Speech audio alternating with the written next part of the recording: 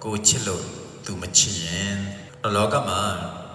အချစ်ဆိုတာကတူညီနေဖို့ဆိုတာကရခဲ့တယ်သူကကြာတိဆောက်ရတဲ့အရာမျိုးလူတစ်ယောက်နဲ့တစ်ယောက်နဲ့နားလည်မှုပေါ့နားလည်မှုနဲ့တိဆောက်ရတဲ့အရာမျိုးအခုမှတွေ့တဲ့သူတစ်ယောက်ကိုသူချစ်တယ်လို့ကိုချစ်ဖို့ကိုချစ်တယ်လို့သူချစ်ဖို့ဆိုတာမဖြစ်နိုင်ဘူးသူမှလည်းကာလရှည်ကြာတော့အတွေ့အကြုံတွေနဲ့ကာလရှည်ကြာတော့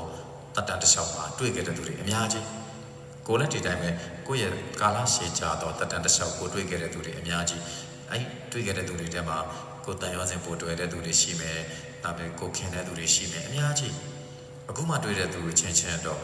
့သူ့ကိုလည်းသူတယောက်တည်းကိုပဲချစ်ဖို့ကိုတယောက်တည်းကိုပဲချစ်ဖို့မဖြစ်နိုင်တဲ့အခါကျတော့ဖြစ်တော့ဖြစ်တယ်ရှားတယ်ပေါ့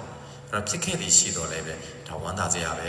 တကယ်လို့ကိုချစ်တယ်လို့သူမချစ်ရင်ခံစားမလားဒါကိုဘုန်းကြီးတို့စဉ်းစားကြည့်အောင်အဲ့တော့အရှင်းဆုံးကတော့ဘုန်းကြီးပထမဦးဆုံးပြောချင်တာကတော့ကိုယ်ချစ်လာရင်သာပြန်ချစ်လိုက်ပါလို့ပဲပြောချင်တယ်ဘုန်းကြီးကတော့လူတွေကိုလိုက်ပြီးတော့နှိမ့်ချစ်လိုက်တာမရှိဘူးငယ်တည်းကမရှိဘူးဆိုတာချစ်တာပူလောင်တဲ့အတွက်ကြောင့်မလို့စားကိုကနေစပြီးတော့သွားပြီးတော့ချစ်တယ်ဆိုတဲ့အရာမျိုးမဖြစ်အောင်ငကိုလေးကထိန်းတယ်သူကချစ်လာပြီဆိုရင်သူကိုဘယ်လောက်ချစ်တယ်လဲသူကိုဘယ်လောက်ချစ်တယ်လဲဒါကိုကြည့်ရင်းနဲ့ကိုကသူ့ကိုနားလဲလာတဲ့အခါမှာကိုပြန်ချစ်ပေးလိုက်တယ်အဲ့ဒီအခါမှာလည်းပဲ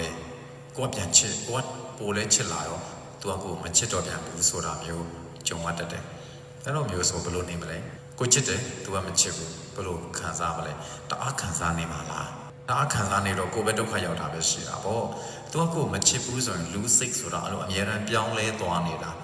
သူမချစ်ဘူးဆိုတာသူမချစ်နိုင်တော့လို့မချစ်တာလေလူဆိုတာစိတ်ကုန်တတ်တယ်စိတ်ကုန်ကိုတခုခုစိတ်ကုန်သွားလို့နေမှာပေါ့ဒါမှမဟုတ်ရင်ကိုတက်ပို့ပြီးစိတ်ဝင်စားစရာတခုခုပေါ်လာလို့နေမှာပေါ့အဲ့ခါမျိုးမှာကိုကသူ့ကိုအပြစ်တွေတင်မလားကိုကသူ့ကိုအလုပ်တွေဟောတာပေါ့စိတ်ဆင်းရဲအောင်လေသူ့ကိုသွားလုပ်မလားနဘူးနဇာတွေလုပ်မလားစဉ်းစားကြည့်အဲ့နဘူးနဇာတွေသွားလုပ်တယ်စိတ်ဆင်းရဲအောင်လေသွားလုပ်တယ်ကြည်ကြောင်တွေသွားကြတယ်ဆိုရင်ပို့ဆိုးသွားလိုက်ပြီပို့ဝေးသွားအဲ့တော့နေနေတော့အတူနေတဲ့ကာလလေးမှာပြောအောင်နေပါကိုချစ်တယ်လို့သူမချစ်တော့ဘူးဆိုလည်းမခံစားနဲ့သူမချစ်တော့ဘူးဆိုလို့ရှိရင်ဒါပြန်ပြုပြင်လို့မရကိုလည်းကိုသိတယ်လေသူများကိုချစ်မယ်လူ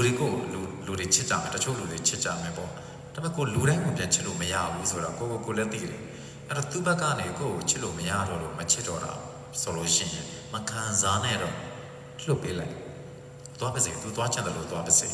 ့တော့ကိုချစ်တဲ့သူဆိုတာပေါ်လာအောင်မှာအဲ့တော့ဒီတယောက်မှဒီတယောက်ပဲဆိုတဲ့ပုံစံမျိုးနဲ့နေမယ်ဆိုရင်တော့ခံစားပြီးတော့ကိုထိုင်နေကိုကံပဲကိုခံစားခြင်းလို့အဲ့ဒီစိတ်ဓာတ်မွေးထားတာဘယ်သူမှလည်းမတနာဘူးဘယ်သူမှလည်းရင်ဖွင့်မနေနဲ့တော့မတနာဘူးဘုန်းကြီးကိုရင်လာဖွင့်တယ်မတနာဘူးဘုန်းကြီးပြောသလိုနေမယ်ဆိုလို့ရှိရင်တော့ငါပေးတဲ့အချမ်းမှားသွားလို့ပဲဆိုပြီးတနာရင်တနာအောင်ပဲအဲ့တော့ဘုန်းကြီးတတတစ်လျှောက်ကတော့ကိုချစ်လို့ပြန်မချစ်ဘူးဆိုတဲ့သူမျိုးပြောရရင်တော့ဘုန်းကြီးကတော့အဲ့လိုမျိုးတွေအဖြစ်မခံခဲ့တဲ့အတွက်ကြောင့်မကြုံဘူးတကယ်လို့စိတ်တက်ကလည်းပဲတတာပြင်မဲ့လို့စိတ်တက်ကတော့ထားတာကကိုချစ်တဲ့နဲ့ပြန်မချစ်ဘူးပေါ့နော်ကိုပြုံးပြလို့ပြန်ပြုံးမပြဘူးဆိုရင်တော့ဘယ်တော့မှပြုံးမပြတော့ကိုချစ်တဲ့နဲ့သူမချစ်ဘူးဆိုပို့ဆိုးသွားမှာပေါ့ဒါအဲ့ပုံစံမျိုးနဲ့နေရတယ်ဒီတော့မှလူတွေပြန်တန်ဖိုးထားတာကိုကသိပြီးတော့သူမျက်နှာပြောင်းသွားလဲဘာဖြစ်လို့လဲလိုက်ပြီးမေးမယ်သူကိုမချစ်တော့ရင်ဘာဖြစ်လို့မချစ်တော့တာလဲလိုက်မေးအဲ့တော့မှရောင်တက်တာအဲ့တော့မှပို့ဆိုးတာမလုံနဲ့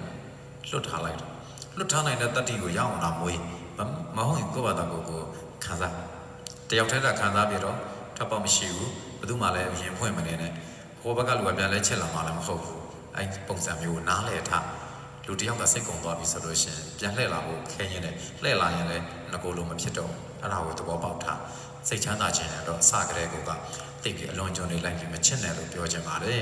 အဲ့တော့ကိုချစ်လို့သူမချစ်တိုင်းလည်းစိတ်မစင်ရနဲ့ကိုချစ်လို့သူမချစ်ကိုလည်းမချစ်နဲ့တော့အဲ့လိုဒါဒီနည်းကလွယ်လို့တခြားနည်းမရှိဘူးကိုချစ်လို့သူမချစ်ရင်ကိုချစ်ရတဲ့သူမချစ်လို့ဆိုတော့ဟဲ့ပြန်ချစ်ပါပြောလို့မှရတဲ့ကိစ္စမှမဟုတ်တာပြန်လဲစဉ်းစားကြည့်ကြအောင်လက်တွေ့ကြပြန်စဉ်းစားကြည့်သူမချစ်တော့ဘူးဆိုမချစ်တော့ကိုလည်းဒီတိုင်းပဲချစ်လို့မရတော့ရင်မချစ်တော့ဘူးပဲလေဒါဆိုတော့ကိုချစ်လို့သူမချစ်ရင်ဝမ်းမနေနဲ့ဆက်ပြီးတော့ပြောစရာအနေထားကိုပြောင်းကိုပြောစေမဲ့လူနဲ့သာရှာပြီးတော့ပေါင်းပြီးတော့ရအောင်ရှာခြင်းလဲရှာမရှာခြင်းနဲ့အေးနေတော့အဲ့နည်းနဲ့နေပါလို့ဘုန်းကြီးပြောခြင်းနဲ့အေးခြင်းသလားအေးခြင်းလဲဆိုအဲ့နေတာနေမအေးခြင်းလို့ပူခြင်းလဲကိုထိုင်နေကိုကံပဲလို့ပြောခြင်းနဲ့ဘုန်းကြီးအဲ့တော့ကိုချစ်လို့သူမချစ်ရင်ဥပက္ခပြုပြီးတော့နေလိုက်ပါလွတ်ပေးလိုက်ပါလို့ပြောခြင်းနဲ့အားလုံးအေးချမ်းပါစေ